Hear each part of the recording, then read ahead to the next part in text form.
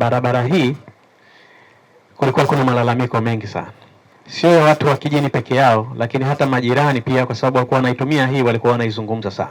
Naamini hapa sisi hatuna kikubwa cha kusema isipokuwa ni usimamizi wa kazi hii kamalizika kwa wakati, barabara hii ikawekwa lami kama maelekezo ya Mheshimiwa Rais, na wananchi wa kijini na maeneo jirani wakaweza kuitumia katika utaratibu uliopangwa. Ndugu zangu wana kijini na maeneo jirani, niwathibitishie kazi hii ambayo Daktari Hussein Mwinyi anaifanya kwa maeneo yote ya Zanzibar. Kijini, Mkwajuni, Matemwe ni sehemu ya Zanzibar.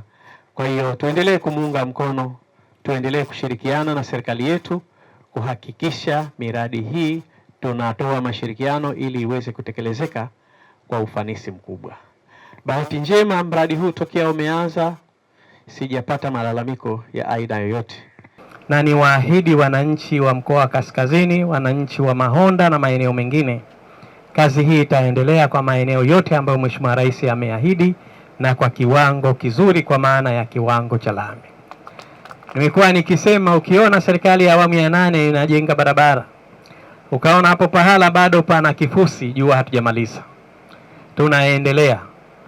Tunaendelea na hatimaye barabara zote tuweke kwenye kiwango cha lami kama maelekezo ya Mheshimiwa Rais ambayo ameyatoa.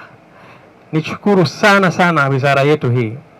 Mheshimiwa Naibu Waziri, nakushukuru sana Katibu Mkuu, lakini namshukuru sana Mheshimiwa Waziri pamoja na timu yenu yote ya wataalamu ambayo kwa hakika miundombinu hii ipo Zanzibar nzima. Kila tunapokwenda kuna hatua kubwa ambayo tumeipiga ya mafanikio ya miradi hii ya miundombinu chini ya uongozi wa Daktari Hussein Mwinyi. Tunategemea sana utalii. Sekta ya utalii inachangia zaidi ya 30% ya mapato ya taifa ya Zanzibar. Kwa hiyo kufanikiwa kwa miradi hii ni sehemu ya kurahisisha watalii wetu kufika kwenye maeneo yao kwa urahisi, lakini kurahisisha huduma nyingine kupatikana kwa ukaribu kabisa.